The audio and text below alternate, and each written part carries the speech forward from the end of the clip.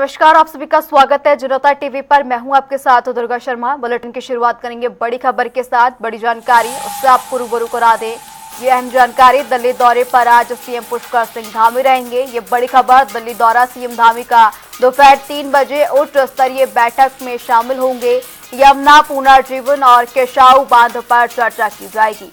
केंद्र और राज्यों के अधिकारी भी इस दौरान शामिल रहेंगे। उत्तराखंड के कई मुद्दे सीएम धामी उठाएंगे। अहम जानकारी दे दी, आज सीएम पुष्कर सिंह धामी दिल्ली दौरे पर रहेंगे। इस दौरान उत्तराखंड के कई मुद्दों पर चर्चा की जाएगी।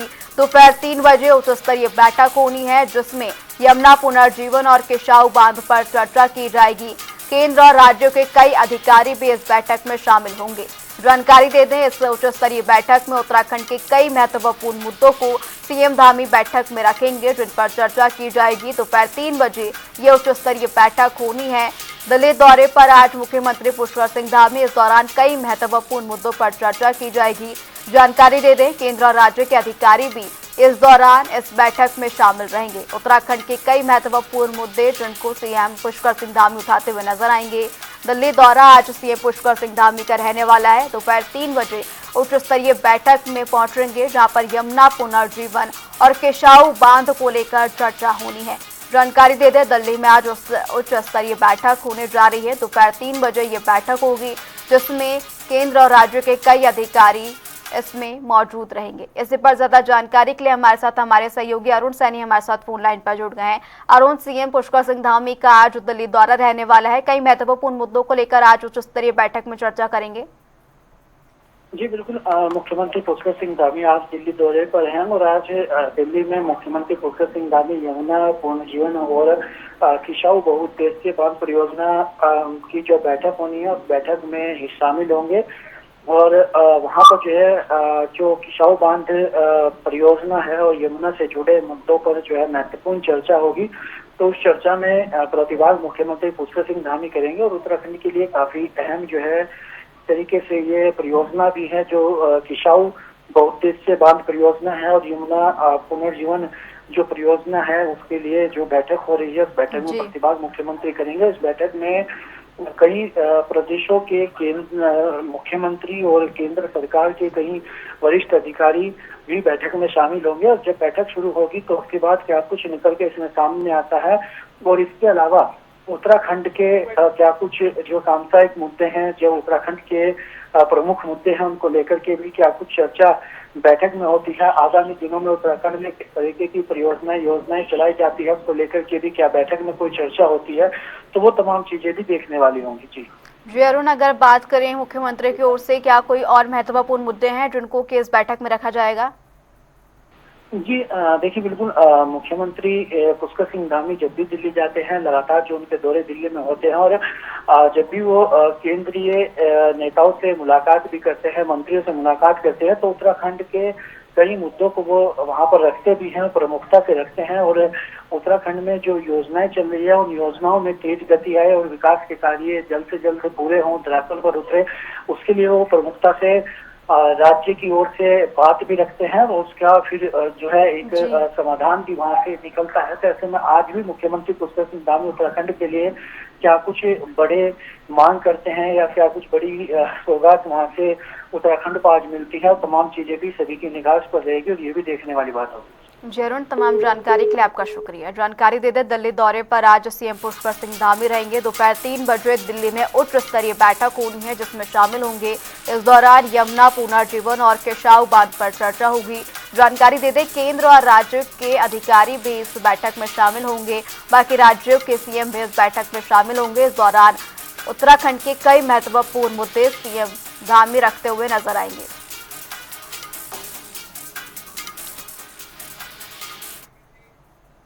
चलिए अब बढ़ेंगे एक और बड़ी खबर की ओर। बड़ी जानकारी उससे आपको रूबरू कराते हैं। ये बड़ी खबर, अहम जानकारी, कांग्रेस प्रदेश प्रभारी कुमारी शैलजा का उत्तराखंड दौरा रहेगा। 17 से 18 जून को देहरादून में रहेंगी कुमारी शैलजा। जानकारी दे दें, कुमारी शैलजा का 2 दिवसीय उत्तराखंड दौरा, संगठन मजबूती पर बैठकों का इस दौरान आयोजन किया जाएगा। खास तौर पर चुनावी तैयारियों पर बैठक, यहाँ पर फोकस रखा जाएगा। जिला अध्यक्षों का फीडबैक भी कुमारी शैलजा लेंगे। कांग्रेस नेताओं से मुलाकात करते हुए भी कांग्रेस प्रदेश प्रभारी नजर आएंगी। जानकारी दे दें, कांग्रेस प्रदेश प्रभारी का 2 दिवसीय देहरादून ये दौरा रहेगा। 17 और 18 जून को देहरादून दौरे पर कुमारी सैलजा रहेंगी। इस दौरान चुनाव की तैयारियों के मद्देनजर बेहद महत्वपूर्ण ये दौरा माना जा रहा है। कई महत्वपूर्ण बैठकों में भी शामिल होंगी और खासतौर पर फीडबैक को लेकर यहां पर कुमारी सैलजा बातचीत करते हुए नजर आएंगी। बेहद महत्वपूर्ण ये दौरा आगामी चुनाव को लेकर 2027 के विधानसभा चुनाव की तैयारियों में कांग्रेस पार्टी कोई कोर कसर नहीं छोड़ना चाहती है। आदरणीय प्रदेश प्रभारी कुमारी सैलजा जी लगातार प्रदेश का दौरा कर रही हैं, वो पर्वतीय जनपदों में भी जा रही हैं, कार्यकर्ताओं से सीधा संवाद भी कर रही हैं। फिर वो जो है 2 दिवसीय दौरे पर राजधानी देहरादून आ रही है और इन दौरों का मतलब, इन कार्यक्रमों का मकसद यही है कि कार्यकर्ताओं से विधानसभा की सही जानकारी प्रदेश प्रभारी को मिल सके, जिससे वो केंद्रीय नेतृत्व को सही स्थिति से अवगत करा सके और प्रत्याशी चयन में कोई भी गड़बड़ी ना हो। जो प्रत्याशी जमीनी स्तर पर कार्यकर्ताओं की पसंद होंगे, जो लगातार जनता के बीच में सक्रिय होंगे, ऐसे ही मजबूत प्रत्याशियों को 2027 के विधानसभा चुनाव में कांग्रेस पार्टी उतारेगी और निश्चित तौर पर केंद्रीय नेतृत्व भी प्रदेश की हर स्थिति पर नजर बनाए हुए है। केंद्रीय नेतृत्व को प्रदेश प्रभारी और हमारे सह प्रभारी लगातार हर मूवमेंट से, हर स्थिति से अवगत करा रहे हैं और प्रत्याशी चयन में कोई भी कमी और कोर कसर इस बार पार्टी नहीं करने वाली है। प्रदेश नेतृत्व पर राष्ट्रीय नेतृत्व की जो भी फीडबैक है, जो भी सर्वे है, उसी आधार पर विधानसभा के टिकट दिए जाएंगे। कांग्रेस प्रदेश प्रभारी कुमारी सैलजा 17 और 18 जून को 2 दिवसीय उत्तराखंड दौरे पर रहेंगे। इस दौरान कांग्रेस नेताओं से मुलाकात कुमारी सैलजा करेंगे। जानकारी दे दें, साल 2027 के विधानसभा के चुनाव को लेकर कांग्रेस की ओर से कमर कस ली गई है और लगातार back to back Kumari Selja का ये दौरा इस तौर पर बता रहा है कि कांग्रेस जमीनी स्तर पर तैयारी में जुट गई है। इसी पर ज्यादा जानकारी के लिए हमारे साथ हमारे सहयोगी यशराज आनंद हमारे साथ जुड़ गए। यशराज, 2 दिवसीय यहाँ पर 2 दिवसीय दौरे पर कुमारी सैलजा पहुंच रही हैं। इससे पहले भी बात करें, 3 बार उत्तराखंड दौरे पर रह चुकी हैं। कहीं ना कहीं आप ये कह सकते हैं कि पूरी तरीके से जमीनी स्तर पर कांग्रेस उतर चुकी है तैयारियों के लिए। जी बिल्कुल, मैं बताना चाह रहा हूँ कि उत्तराखंड प्रदेश प्रभारी कुमारी सैलजा कांग्रेस प्रदेश प्रभारी उत्तराखंड के 2 दिवसीय दौरे पर 17 और 18 तारीख को पहुंच रही है। वही प्रदेश प्रभारी जब पहुंचेंगी तो उनका भव्य स्वागत यहाँ पर किया जाएगा और प्रदेश प्रभारी का कार्यक्रम दोनों दिन का जो है वो देहरादून यानी कि उत्तराखंड की राजधानी देहरादून का ही रहेगा। और वहीं इस कार्यक्रम में वो पहले दिन प्रदेश कार्यालय में मुलाकात करेंगी, सभी कार्यकर्ताओं से मुलाकात करेंगी, जिलाध्यक्षों से मुलाकात करेंगी और साथ ही साथ अन्य वरिष्ठ नेताओं से मुलाकात करेंगी। और मुलाकात के बाद फिर यदि बात करें दूसरे दिन भी वो बचे हुए जिलाध्यक्षों से मुलाकात करेंगे और उसके बाद AICC के मेंबर्स और विधायकों से भी वो मुलाकात करके फीडबैक लेंगी। बिल्कुल, यह कहना कहीं से भी अतिशोक्ति नहीं होगी, कहीं से भी अनुचित भी नहीं होगी कि इस बार जो कुमारी सैलजा आ रही है ये पूरी तरीके से चुनावी रणनीति को साधने की तैयारी में आ रही है। हालांकि पिछले बार भी जब कुमारी सैलजा पहुंची थी तो वो चुनावी रणनीति को ही साधने का प्रयास कर रही थी, लेकिन कांग्रेस के द्वारा कांग्रेस इसके नकार रही थी कि कुमारी सैलजा का यह दौरा जो है यह राजनीतिक दौरा नहीं है। लेकिन इस बार जो कुमारी सैलजा का यह दौरा है इसे राजनीतिक दौरा ही कांग्रेस बता रही है और उनका स्पष्ट कहना है कि आगामी विधानसभा चुनाव जो नवंबर में संभावित हो सकता है उसको लेकर के तैयारियां की जा रही है, फीडबैक लिया जा रहा है और दिल्ली जाकर के वापस उन फीडबैक को रखा जाएगा। दूसरी सबसे बड़ी बात है कि कुमारी सैलजा जो यहाँ पर आ रही हैं, ये आने के बाद ये सभी नेताओं से मुलाकात करके आपसी थोड़ी बहुत जो झगड़ा या आपसी कलह जो है उनको भी दूर करने का प्रयास किया जाएगा ताकि सभी को एकजुट होकर के चुनाव किस प्रकार से लड़ा जाए। हालांकि यदि बात करें तो कांग्रेस के वरिष्ठ नेता AICC के मेंबर सब हैं, वो लगातार धीरे धीरे वो देहरादून की ओर रुख कर रहे हैं। यदि बात करें खुद प्रदेश अध्यक्ष और रानीखेत से विधायक करण माहरा, वो भी उत्तराखंड अभी पहुंच चुके हैं और आगामी कुमारी सैलजा का जो 2 दिवसीय दौरा है वो उत्तराखंड देहरादून में ही 2 दिन के लिए रहेंगे। हालांकि 19 तारीख को वो फिर अपने क्षेत्र में रानीखेत में चले जाएंगे।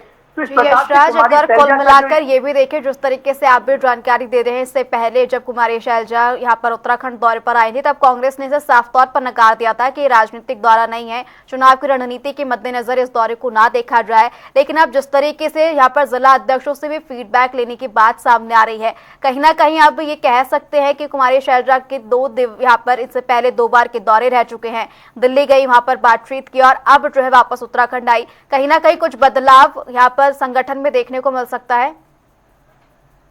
बिल्कुल आपने सही कहा कि कहीं ना कहीं यह बदलाव देखने को मिल सकता है, क्योंकि कांग्रेस जो है ये इस बार पूरी तरीके से जीत की प्रतिबद्धता जाहिर करने के लिए एकदम जुटी हुई है, क्योंकि कांग्रेस नहीं चाह रही है कि इस बार उससे कोई चूक हो, क्योंकि पिछले बार की जितनी भी दोनों बार की चूक है उसको कांग्रेस जो है इस बार समाप्त करने के प्रयास में है और कांग्रेस इस जुगत में जुट गई है कि किस प्रकार से टिकट का बंटवारा हो, क्योंकि टिकट बंटवारे के बाद कांग्रेस में लगातार जो है फूट की राजनीति देखने को मिलती है, सब एक दूसरे के घोर विरोधी देखने को मिल जाते हैं। लेकिन इस बार जो है कुमारी शैलजा का यदि देखा जाए तो ये तीसरा दौरा है, लगातार ये तीसरा दौरा है। इससे पहले भी कुमारी शैलजा आई हुई थी, जब राहुल गांधी आए हुए थे उससे पहले कुमारी शैलजा आई हुई थी और उससे पहले वो भी कुमारी शैलजा आई हुई थी और कुमारी शैलजा के आने के बाद यह तीसरा दौरा देखा जाए। लेकिन वो दौरा जो है यह कुमारी शैलजा का राजनीतिक दौरा है और इस बार तो पूर्ण तरीके से राजनीतिक दौरा मिल रहा है, क्योंकि कांग्रेस कुमारी शैलजा जब यहाँ पर आती हैं तो आने के बाद वापस वो दिल्ली जाकर के शीर्ष नेतृत्व को और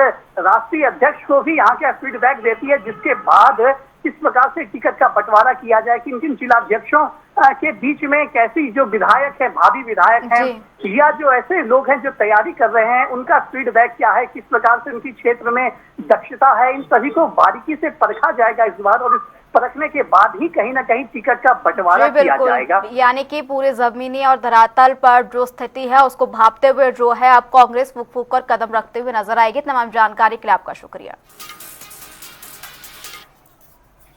सुरेश राठौर को देहरादून पुलिस ने अंकिता भंडारी प्रकरण से जुड़े कथित ऑडियो वीडियो प्रसारण मामले में गिरफ्तार कर लिया है। ये कार्रवाई बीजेपी के प्रदेश प्रभारी दुष्यंत गौतम की शिकायत के आधार पर की गई है। डालनवाला कोतवाली में दर्ज मुकदमे में आरोप है कि सोशल मीडिया पर प्रसारित ऑडियो वीडियो में बीजेपी नेताओं की छवि धूमिल करने, झूठे आरोप लगाने और भड़काऊ भाषा का इस्तेमाल किया गया। वहीं बीजेपी प्रदेश महामंत्री कुंदन सिंह परिहार ने कहा कि देवभूमि का माहौल खराब करने और किसी की छवि धूमिल करने वालों के खिलाफ सख्त कानूनी कार्रवाई की जाएगी।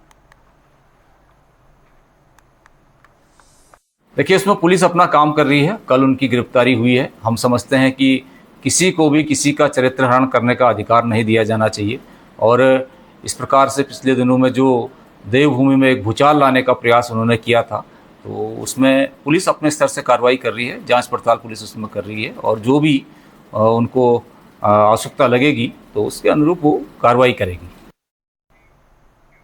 उत्तराखंड में देवभूमि परिवार अधिनियम 2026 लागू होने की जानकारी सामने आई है, जिसके तहत परिवार की पहचान में महिलाओं को प्राथमिकता दी गई है।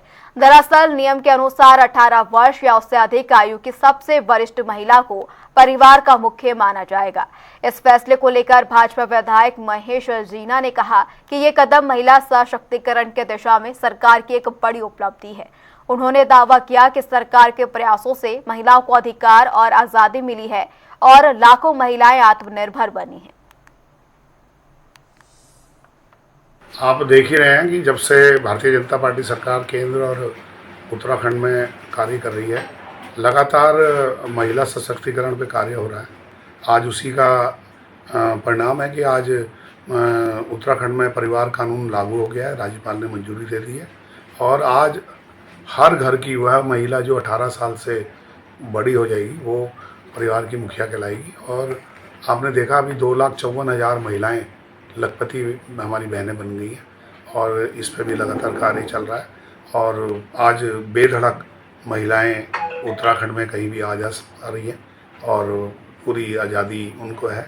और आपने देखा अभी पीछे सरकार ने तो महिला में रिजर्वेशन के लिए केंद्र में कानून भी पास करने का प्रयास किया था, लेकिन कांग्रेस के द्वारा वो गिरा दिया गया और लगातार हमारी सरकार, हमारे पुष्कर सिंह धामी सरकार जो है महिलाओं के लिए काम कर रही है। उत्तराखंड समेत 5 राज्यों यानी यूपी, पंजाब, गोवा और मणिपुर में विधानसभा चुनाव 2026 के अंत में कराने की चर्चाएं तेज हो गई हैं। हालांकि चुनाव आयोग की ओर से अभी कोई आधिकारिक घोषणा नहीं की गई है। इन सबके बीच भाजपा और कांग्रेस दोनों ने अपनी तैयारियां तेज कर दी हैं। उत्तराखंड बीजेपी प्रदेश महामंत्री कुंदन परिहार ने कहा कि पार्टी हर स्थिति के लिए तैयार है और कार्यकर्ता लगातार जमीन पर सक्रिय है। वहीं कांग्रेस नेता राजेंद्र भंडारी ने दावा किया कि संगठन बूथ स्तर तक मजबूत है और पूरी तैयारी में है। देखिए, भारतीय जनता पार्टी एक जिम्मेवार पार्टी है और जो राज्य निर्वाचन आयोग हो या फिर केंद्रीय निर्वाचन आयोग हो, जैसी उसकी गाइडलाइन आएगी उसके अनुरूप हम हमेशा चुनाव के लिए तैयार हैं। अगर चुनाव आयोग अगर हमें आज ही चुनाव के लिए अगर कहें तो हम उसके लिए भी तैयार हैं, क्योंकि भारतीय जनता पार्टी के कार्यकर्ता 24 घंटे काम करने वाले कार्यकर्ता हैं और ज़मीन पर हमारी बहुत अच्छी पकड़ है। हमारी सरकार ने अनेक लोक कल्याणकारी योजना किया है। हमें कभी भी चुनाव हो इससे कोई परहेज नहीं है, कोई दिक्कत नहीं।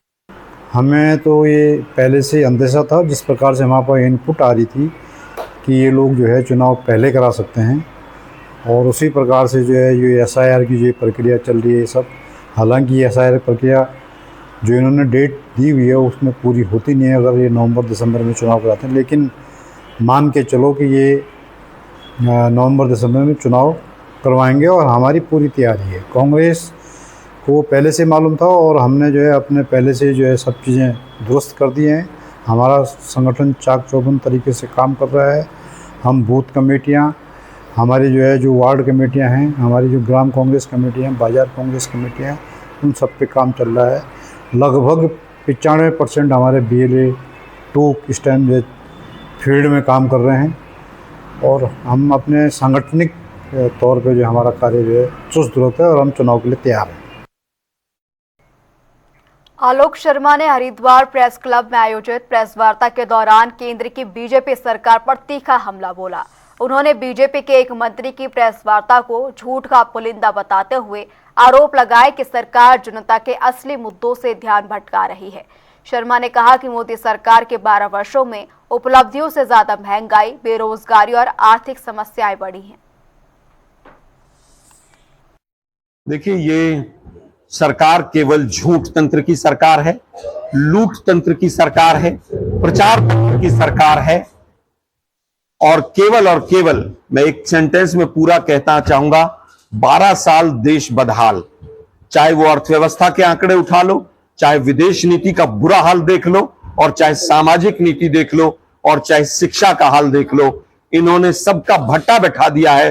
लोगों को रोजगार मिले चाहे ना मिले, इलेक्शन कमीशन को जेब में डालकर घूमते हैं। इनको जनता की कोई परवाह नहीं है। तमाम आंकड़े जो सतपाल महाराज जी देकर गए हैं झूठ का पुलिंदा है। मैं उनको चैलेंज करता हूं कि वो आए और हर की पैड़ी पर मेरे से 2-2 हाथ करें, वो भी अपने आंकड़े लेकर आए और मैं भी लेकर आऊंगा। उत्तराखंड में 29 मई से शुरू हो रही SIR प्रक्रिया तेजी से चल रही है। अपर मुख्य निर्वाचन अधिकारी विजय कुमार ने बताया कि 3 चरणों में BLO की ट्रेनिंग के बाद 8 जून से 7 जुलाई तक घर घर जाकर गणना, फॉर्म वितरण और संकलन हो रहा है। अब तक 30% यानी करीब 23 लाख मतदाताओं के फॉर्म संकलित हो चुके हैं। वहीं अगले 6 से 7 दिनों में 100% कार्रवाई पूरी होगी। उन्होंने कहा कि 7 जुलाई तक सभी फॉर्म BAO ऐप से डिजिटलाइज कर अपलोड किए जाएंगे, जिसके लिए 11,733 BLO के साथ एक वॉलंटियर और 10 से 12 बूथों पर एक सेक्टर ऑफिसर तैनात किया जाएगा। साथ ही निर्वाचन अधिकारी ने कहा कि BLO मतदाता की जानकारी लेकर फॉर्म भरते हैं और एक कॉपी रिकॉर्ड करने के लिए मतदाता को देते हैं। देखिए, हमारे राज्यों में SIR प्रारंभ हो गया है 8 जून से और 8 जून के पश्चात लगातार BLOs के द्वारा घर घर जाकर मतदाताओं को एनुमरेशन फॉर्म डिस्ट्रीब्यूट किया जा रहा है।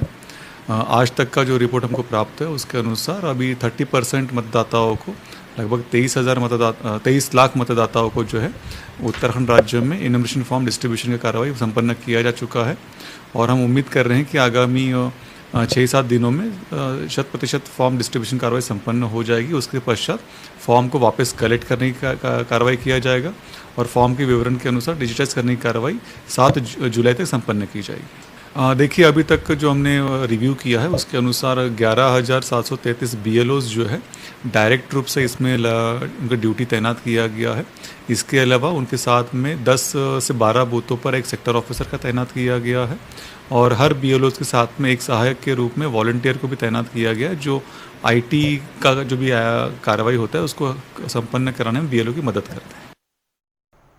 आशा नौटियाल ने विशाल मिश्रा के साथ अगस्त्य मुनि में निर्माणाधीन बाईपास मार्ग का स्थलीय निरीक्षण किया।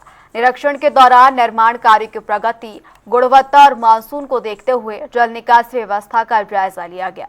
विधायक ने अधिकारियों और कार्यदायी संस्था को वैज्ञानिक एवं मजबूत ड्रेनेज सिस्टम सुनिश्चित करने के निर्देश दिए ताकि जलभराव, सड़क क्षति और आवासीय भवनों को नुकसान से बचाया जा सके। उन्होंने कहा कि अगस्त्य मुनि बाईपास बनने से नगर क्षेत्र में यातायात का दबाव कम होगा और चारधाम यात्रियों सहित स्थानीय लोगों को सुरक्षित एवं सुगम आवागमन की सुविधा मिलेगी।